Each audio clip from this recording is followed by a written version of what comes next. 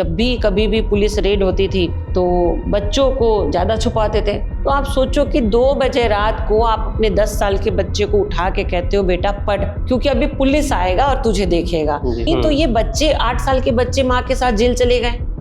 अब इस इलाके के बारे में लोग कहते हैं कि वो अपने बच्चियों को धंधा में लाते। अरे क्यों नहीं लाएंगे? आपने कुछ किया क्या? अब सेक्स वर्कर तो कोई धरती से स्पेशल रूप की महिला तो पैदा नहीं हुई है। ये हमारे आपके घर की ही तो बेटियां हैं जो कहीं ना कहीं दुत्कारी गई हैं या बुलाई गई हैं। ये अब तो शौक से आ रही हैं। और हमारा कानून भी कहता है कि 18 साल से नीचे का जो व्यक्ति है, अगर आप उसको जबरन करा रहे हैं तो वो अपराध है। 18 साल से ऊपर का व्यक्ति अपने स्वेच्छा से कर रहा तो मान्य। तो ऐसे जैसे मैं बोलती हूँ कि मैं रेड लाइट एरिया से आती हूँ, चूंकि मैं लड़की हूँ, तो उनको लगता है कि ये धंधे वाली होगी। बदनाम गलियों में रहकर वहाँ से समाज को बदलने का जिम्मा उठाने वाली और वहाँ से नेशनल ह्यूमन राइट्स कमीशन की सलाहकार बनने तक का सफ़र तय करने वाली नसीमा खातून आज हमारे साथ है। आज सभी तमाम मुद्दों पर उनसे बात करेंगे। पहले तो बहुत बहुत स्वागत है आपका। बहुत बहुत धन्यवाद आप सभी का। सबसे पहले तो हम ये जानना चाहेंगे कि ये जो सफ़र है आपका बहुत संघर्षपूर्ण रहा है और बहुत इंस्पायरिंग रहा है, तो हमारे व्यूवर्स को सबसे पहले अपने सफ़र के बारे में बताइए। ये सफ़र तो बहुत ज़्यादा लंबा तो नहीं है, क्योंकि बहुत सारे लोग सोचते हैं कि मैं बहुत पहले से काम कर रही हूँ। मैंने बहुत कम समय से शुरू किया है। और जैसा कि अभी आपने कहा कि जिस इलाके की बात लोग नहीं करते, बदनाम गली शब्द जो आपने यूज़ किया, अब वो मेरे लिए बदनाम नहीं रहा, बल्कि वो मेरी एक पहचान बन गई है। और यही शब्द मेरे लिए सबसे बड़ा सवाल था कि आखिर वो बदनाम क्यों है। सभी बच्चे स्कूल में पढ़ रहे थे, मेरा भी एडमिशन हुआ था, लेकिन बात वहीं शुरू हुई कि मुझे अपना परिचय नहीं बताना है। तो क्यों नहीं बताना है? मेरी बाकी सहेलियां अपना परिचय बताती थी, घर बताती थी कि मैं पुरानी बाजार रहती हूँ, मैं फलानी जगह रहती हूँ, शाम को हम लौट के जाएंगे। लेकिन हमारे घर से सख्त हिदायत थी कि एड्रेस नहीं बताना है। तो बच्चों को लगता है ना कि क्यों ना बताऊं। तो मेरी सहेलियां जब बोलती थी कि हम उस गली से जाएंगे, उस रास्ते से, तो मैं बोलती इस रास्ते से चलो, मेन मार्केट होकर। तो बोलती नहीं उधर नहीं जाएंगे। क्यों नहीं जाएंगे? उधर लड़कियों को पकड़ लेते हैं। अच्छा। मुझे लगता था कि मैं भी लड़की हूँ, मैं उधर से ही तो आती हूँ, मुझे तो किसी ने नहीं पकड़ा, इसको कौन पकड़ेगा? दूसरे घर में बना कर रहे हैं। तो ये जो एक सवाल है, यही मेरे सफर को यहाँ तक लेकर आया। इसी का जवाब ढूंढने के लिए मैंने शुरू किया कि आखिर मैं हूँ कौन और क्यों बदनाम गली से आई हूँ और क्यों बदनाम हूँ। तो आप ह्यूमन राइट एक्टिविस्ट भी हैं, और कब ख्याल आया कि नहीं मुझे ये चीज़ करनी है, इस समाज को बदलना है या अपने लिए एक स्टैंड लेना है? देखिए, सच पूछिए तो मुझे किसी को बदलना तो था नहीं जी। और जब मैं कितने 12 साल या 10 साल की रही होंगी उस समय, जिस समय ये सवाल कि स्कूल में नहीं बताना है, स्कूल में एड्रेस नहीं बताना है, तो उस समय मुझे समाज और किसको बदलना है ये सब कुछ भी नहीं पता था। बस इतना पता था कि मैं कौन हूँ और मैं क्यों झूठ बोलूँ, आखिर क्यों झूठ बोलना है। तो ये जो ख्याल था, यही आगे सवाल का जवाब, क्योंकि जब भी कभी भी पुलिस रेड होती थी तो बच्चों को ज़्यादा छुपाते थे। अब कभी कभी मुझे भी छत पे, अब मुझे ऊंचाई से थोड़ा डर लगता है, तो दादी करती थी छत पे चढ़ाती थी और छत के दूसरे वाले छत बाजू जिधर पुलिस नहीं जाती उधर धक्का दे देती थी। तो कितनी बार मेरे पैर में मोच आया, मैं चिल्ला भी नहीं सकती थी, क्योंकि पुलिस के वो बड़े बड़े लाइट्स घूमते थे, जैसे किसी के आतंकवादी को ढूंढ रहे हैं। अभी जानती हूँ, उस समय तो लगता था सच में मैं कोई गुनहगार हूँ, नहीं भागूंगी तो पता नहीं क्या हो जाएगा। बहुत दिन ऐसे हुए कि किसी दूसरे के घर में उन्होंने छोड़ दिया जिसको मैं नहीं जानती थी, और मैं उनके घर में, उनके बिस्तर पे क्या, उनके घर के अंदर नहीं जाती थी, गेट पे खड़ी रहती थी कि पता नहीं मैं किसके घर में हूँ, क्यों हूँ और कब आएंगे मेरे घर के लोग मुझे ले जाने के लिए। ये सब जो सवाल का जवाब था, इसी को तलाशते जब मैं अपने इलाके में, मतलब जब भी रेड लाइट एरिया में पुलिस रेड करती है तो ये तो ढिंडोरा पीट के करती नहीं है कि रेड करने आ रहे हैं। तो रात को 12 बजे भी 2 बजे भी वो रेड कर देते थे, तो सारे लोग भाग जाते थे और बच्चे तो कहाँ जाएंगे भाग के। तो दादी उसी समय उठाती और किताब चाहे कोई भी हो, उर्दू हो हिंदी हो, पकड़ाती और बोलती पढ़, अल्ली बे पढ़, ताकि जो पुलिस वाले हैं जब वो अंदर दाखिल हो तो उनको पता हो कि ये बच्ची पढ़ने वाली है। तो आप सोचो कि 2 बजे रात को आप अपने 10 साल के बच्चे को उठा के कहते हो बेटा पढ़, क्यों? क्योंकि अभी पुलिस आएगा और तुझे देखेगा।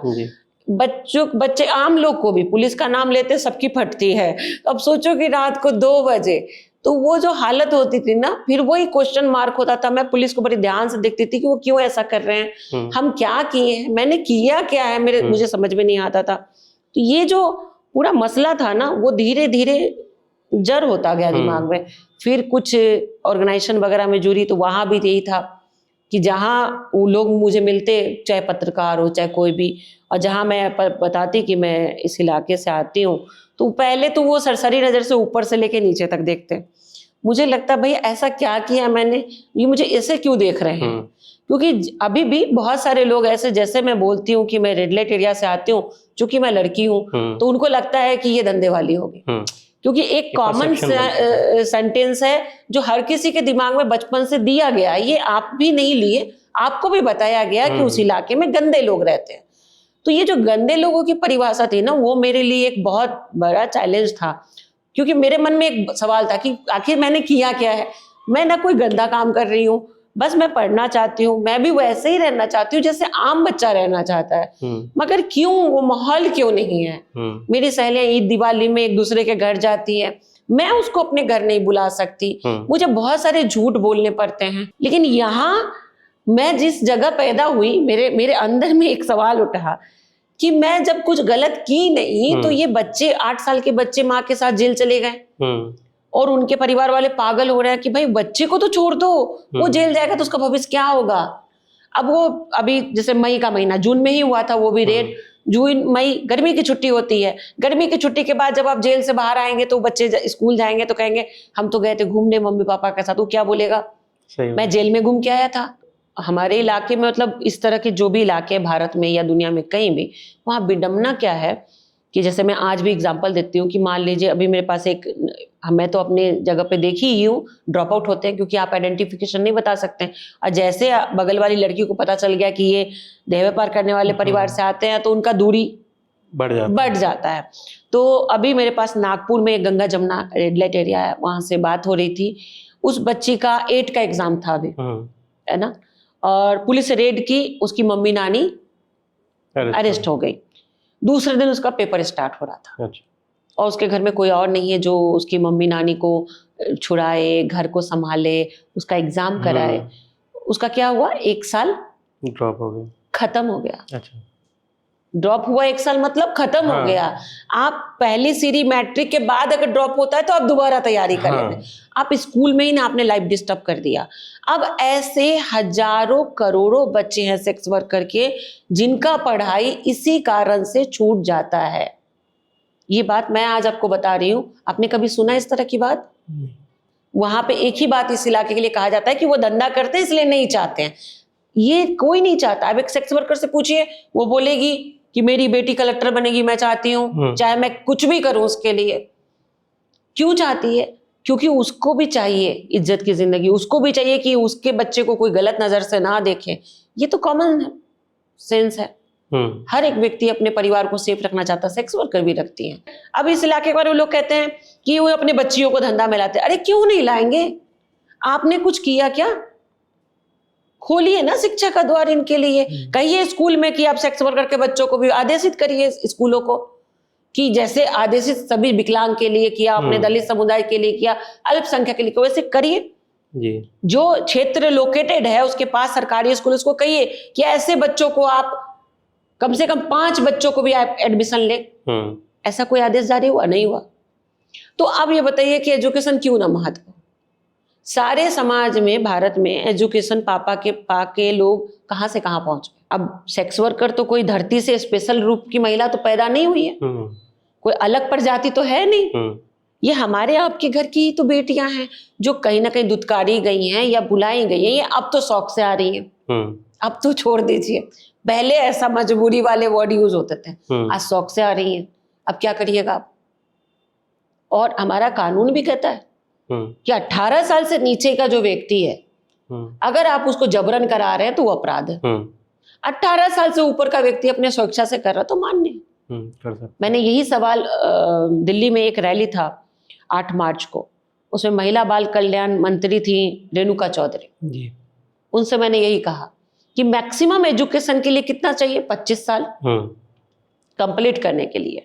आपके कानून में कहता है कि 18 साल से ऊपर का व्यक्ति सेक्स वर्कर की कमाई पे निर्भर है तो वो अपराधी है। तो आप क्या कह रहे हैं कि 18 साल होने के बाद बेटा प्रोफेशन कर लो, स्वेच्छा से आ जाओगी। अगर अपनी माँ की कमाई पे 24 साल तक पढ़ाई की तो तुम्हें हम अरेस्ट करेंगे। और दुनिया में अगर लोगों के पास सबसे बहुमूल्य चीज कुछ है तो वो है इज्जत। आप भूखे रह लेंगे सबको, लेकिन अपना इज्जत खराब नहीं होने देंगे, मतलब बदनाम नहीं होना चाहते। और मैं तो पैदा ही बदनाम गली में हुई हूँ और मैं बदनाम गली से ही इज्जत बना रही हूँ। मैं कह रही हूँ कि हूँ मैं, बिल्कुल, इसमें मेरी क्या गलती है। तो ये जो टैबू है ना हमारे दिमाग में बैठा हुआ, मुझे सुनने वाले हो सकता है आपके व्यूअर में वैसे भी हों जिनके माँ बाप बहुत निम्न तबके के काम करते हो, जिनको उनको लगता है कि उनके पर्सनालिटी को मैच नहीं करता। मैं उनको भी यही कहती हूँ कि माँ बाप ने किया ना, वो आपके लिए किया।